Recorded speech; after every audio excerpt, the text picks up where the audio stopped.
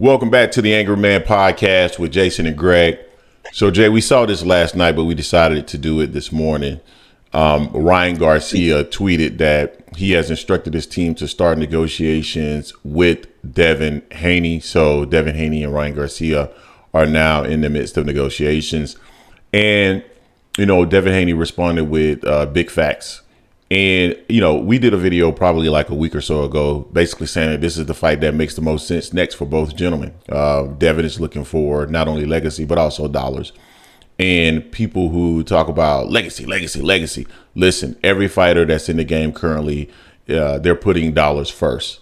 They're not putting legacy first. It's always dollars first. Legacy follows second. So that's always going to be very important.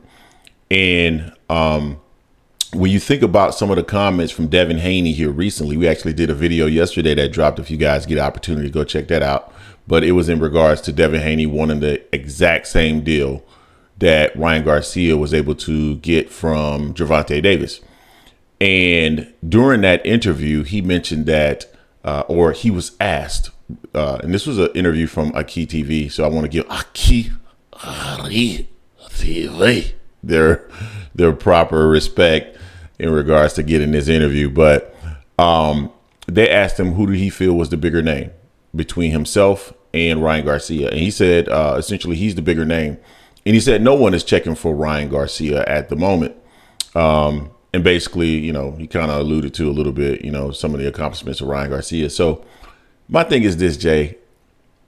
If you're saying no one is checking for Ryan Garcia right now, and you are co-signing what Aki is saying in regards to, Ryan not filling a stadium, never selling out and all this other stuff, then why are you fighting him? Why would you even be interested in fighting him? No one's checking for him. But see, but if it's for dollars, then apparently people are checking for him. And that's the thing.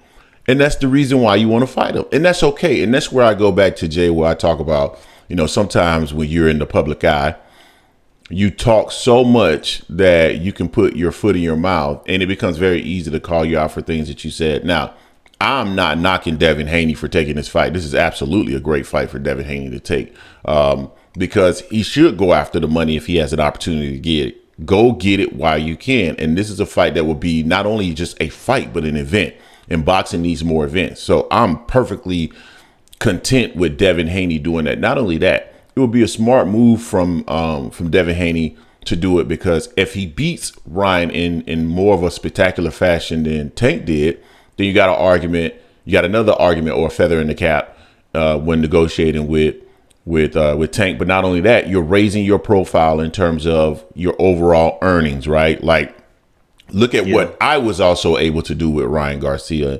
And comparatively speaking, you will be in a better negotiating position against Gervonta Davis in the event that fight were to take place. So I'm not mad at this fight at all. I think this is a great fight for Devin Haney.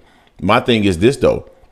We can't denigrate Gervonta Davis for taking the Ryan Garcia fight. So when Tank beats him, it's not a big deal. But all of a sudden, if Devin beats him, then that becomes a big deal. Like, you can't have it both ways. And we've seen that over the years with a gentleman named Floyd Mayweather. We've seen that where credit was taken away from him when he defeated a fighter, yet when a fighter comes along behind him, that fighter all of a sudden gets more credit for the win than what Mayweather did. So those are the things that are perplexing to me. But I think this is the right fight for Devin Haney if he cannot get the Gervonta Davis fight. I think this is a smart fight by he and his team, and I would love to see it. No, I mean, I don't have a problem with the fight. I do have a problem with the timing, because one side of your neck, you're saying Tank. The other side of the neck, you're like, yeah, facts. We accepted an offer from Ryan. So does that mean that you're saying that Ryan should A side to you, and you're just going to agree with whatever he sent you? Is that what you're saying? Or are you going to say, like, yeah, I got an offer for Ryan, but right now my eyes are set on one fight, Tank. That's what we're going to make happen. Also, you have a mandatory, Sandor Martin, that you inherit from Regis. They are at WBC said that's going to be your next fight. So are you going to pay step aside money? Is he going to take step aside money again? And to your point about Ryan Garcia, the way people talk about Ryan, oh, well, Tank beat Ryan, not a big deal. Now, so, oh, this is awesome. This is awesome. I'm like, You can't have it both ways on that one. You know, when I watch that fight, I think it'd be a good fight. Yes. Is that the fight I want? No. I want the Devin Haney versus Tank fight. You know, Devin said in the video that we did before, give me the same deal Ryan got. So now it's on Tank's team to send him that same deal to see if he signs that contract versus these negotiations I'm moving with Ryan already. I'm not mad at Ryan either. Ryan sees a chance. He sees a chance to get a belt. He also sees a chance to get another payday. So I'm not mad at Ryan on that. I just want them to keep it consistent on who they really want to fight next and who they're going to fight. I'm not saying you have to sit and wait forever from Tank's side or anything like that. No, I'm not saying that. But in the same breath, you can't say in the same damn day, basically, Tank. I got to offer Ryan. Facts. And I'm almost making it sound like that's going to happen. You know what I'm saying? At least not in the public eye. I'd say do it behind the scenes. That way you have a backup plan. But perception is reality a lot of times. In this case here, I don't like the way he's moving like that because it's not like Tank saying, well, yeah, me and Ryan, me and Devin, but you know what? Let me go get this other guy who just beat Chris Colbert, Ryo. Let me get him. You know, not like that. Keep it 100. Stay on your task that you really want that fight with Tank, and try to push forward with that. Put Tank in the corner. You already said you'll take the same contract that you got from Ryan. So now it's on Tank's side. You put it out there. Now it's up for them to call your bluff because you call their bluff right now by saying that. It's time for them to call your bluff. Give it to you. But if something were to happen where the Tank and Devin fight doesn't materialize, I'm cool with this fight. You know, do I feel Ryan deserves it right now? Not at 140 right now. He's had one fight. You know, and he's not even a mandatory. But money wise, it'll be a good fight. I'm a play devil's advocate on two things you said. Number one, if you're making the argument that Ryan didn't deserve the fight or he doesn't deserve to fight against Devin Haney, then he didn't deserve to fight against Tank either. Because he hadn't done anything at 35 either. So I want to play devil's advocate there. And then he didn't deserve that fight, so that's no problem. And then at some point, you know, to remain balanced, Tank and team, they got to make an offer, right? Like these guys have made the statement about 20 million, you know, 20 million guarantee. I don't know if that's real or not. My hunch is that's not real. But at this point, my personal opinion, you know, when you say you are the A side, and he is the A side, there's no doubt about that. And we know the A side is going to present the deal. Then, you know, Tank need to make an offer, right? You know, so come up with an offer, present an offer to Devin, and put the onus on Devin to reject it. Because at the end of the day, you know, it's the deal is going to lean towards Tank regardless. And Devin is going to have to accept that. And he's not going to get quite he's going to, if he wants a deal similar to Ryan, again, I tried to explain this to some of the people in the comment section.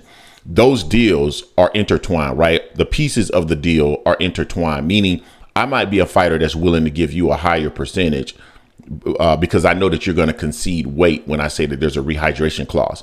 So when you say what Devin means is he just wants the split part of it. That doesn't make sense to me because at the end of the day, all of those pieces are intertwined. It's a holistic negotiation, and you give a little here because you're getting a little there. You know what I mean? So I want people to understand that. But at this point, I feel like, you know, Gervonta Davis and team Al Heyman, Leonard Ellerby, and the entire team, they need to start to work towards what a deal might look like, even if it's just a split right here. We'll send you this. This is what we think the splits look like right now. Are you willing to move forward with that right now to start the negotiations? Yes. And then the split may change based off of some other things that are negotiated. But I think that they need to start that off now if we want to see the fight. But anything else you want to share, Jay? No, I mean, I agree with you like that. I mean, that's why I said it's on Tank's team now to call Devin's bluff. Devin said he'll take that deal that he had that Ryan had. So it's on Tank's team to send that same contract on them. Now it's on the ball's in their court. Now Devin already kind of said, okay, I'll do it. And now they gotta hold him to it. Hold his feet to the fire. Yep, you know, I mean, on Tank's side, they gotta send the offer because they're the A side. Yep. You guys tell us what you think in the comment section in regards to Devin Haney, Ryan Garcia. Maybe they end up fighting. Seems like they've started negotiations. Don't forget to hate, like, comment, and subscribe. This is the Angry Man Podcast, AM Sports Media, and we are